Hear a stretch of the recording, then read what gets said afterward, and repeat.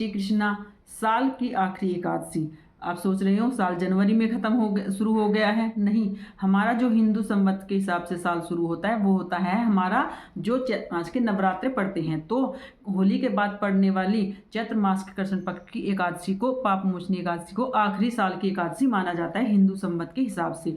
तो पाप मोचनी एकादशी की हमें व्रत अवश्य रखने चाहिए। कहते हैं इस दिन की गई पूजा से हमारे अनजाने में भगवान विष्णु किए गए पापों को हमारे माफ कर देते हैं। और इस दिन हमें कुछ चीज़ों का दान भी अवश्य करना चाहिए। इस दिन हमें अन्न का दान अवश्य करना चाहिए। हम अन्न नहीं खाते हैं लेकिन हमें अन्न का दान अवश्य करना चाहिए। अगर आप एकादशी वाले दिन अन्न का दान नहीं करते हैं तो आप द्वादशी पर अन्न का दान अवश्य करें। द्वादशी वाले दिन अन्न का दान महादान माना गया है और उसमें आप चावल का दान अवश्य करें द्वादशी वाले दिन। फिर आप पीले वस्त्रों का दान अवश्य करने चाहिए क्योंकि पीला वस्त्र भगवान को अति प्रिय है। अगर बृहस्पतिवार को आपकी एकादशी पड़ती है तो आप केले का दान भी अवश्य करें और पीली चने की दाल का दान भी आपको अवश्य करना चाहिए। मंदिर में जो दीप जलाने के लिए आपको इस दिन घी का दान भी अवश्य करना चाहिए। और फिर आप उस दिन दक्षिणा दान अवश्य करें। आप द्वादशी पे जो भी दान करते हैं उसमें बिना दक्षिणा के आपका दान पूर्ण नहीं माना जाता है।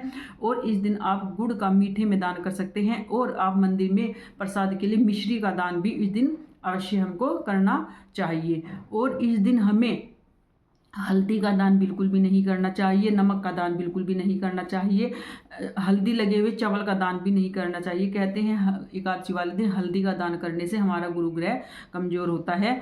तो आप इस दिन यथासंभव जाप करें। आप हरे कृष्ण कृष्ण कृष्ण हरे हरे, हरे राम राम राम हरे हरे इस मंत्र का जाप भी कर सकते हैं। और ओम नमो भगवते वासुदेव मंत्र का यथासंभव आप जाप कर दें।